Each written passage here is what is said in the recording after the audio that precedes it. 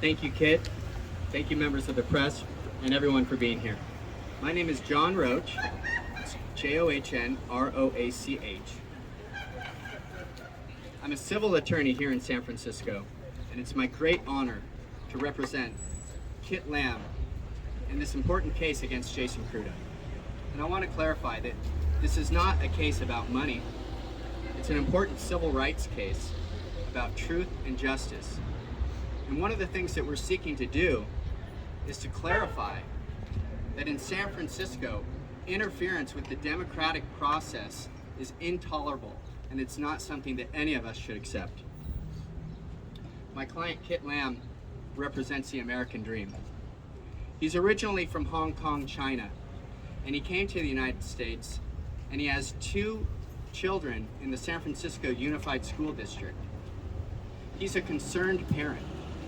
It's his highest priority in life to do whatever he can to ensure that his children have every opportunity to fulfill their full potential. When Mr. Lamb witnessed his students, his children, and other students suffering under the current school board, he did something.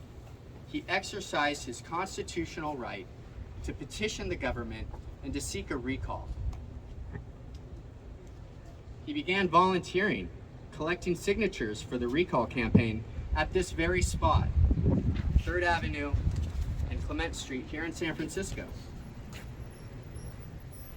Keep in mind that during this time, there was a disturbing trend of violence against the Asian American community. And as Mr. Lamb began collecting signatures, he became the target of harassment. Unidentified people drove by and yelled cuss words at him, attempting to intimidate him and coerce him to not exercise his constitutional rights. And then on May 30th, 2021, Jason Kruta stole recall petitions from Mr. Lamb's table. But this time it was filmed. And Mr. Kruta was eventually identified. Now, Article 2 of the California Constitution grants every citizen of this great state the right to petition for a recall of elected officials. To steal a signed recall petition is a subversion of the democratic process itself. The purpose of this lawsuit is to uncover the truth and to send a message that in this great city and county of San Francisco, interference with the democratic process is intolerable, and strong-arm tactics have no place in a democratic society. Just yesterday, Mr. Kruta received diversion from the criminal courts. This response is inadequate. Mr. Kruta has never apologized to my client, Mr. Lamb.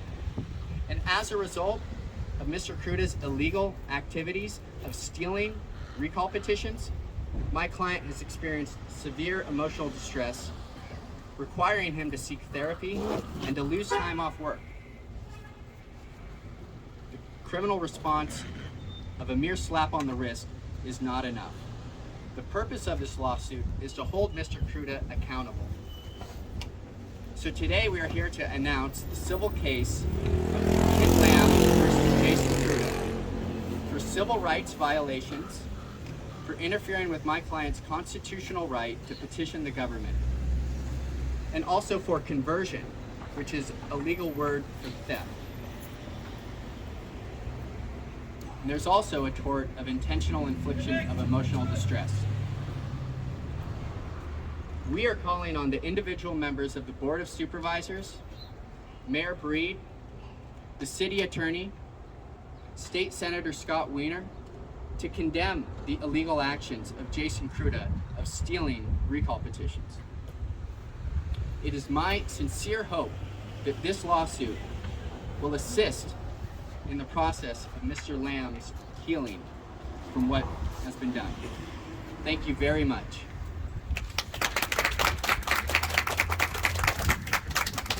Signing at Lowell High School.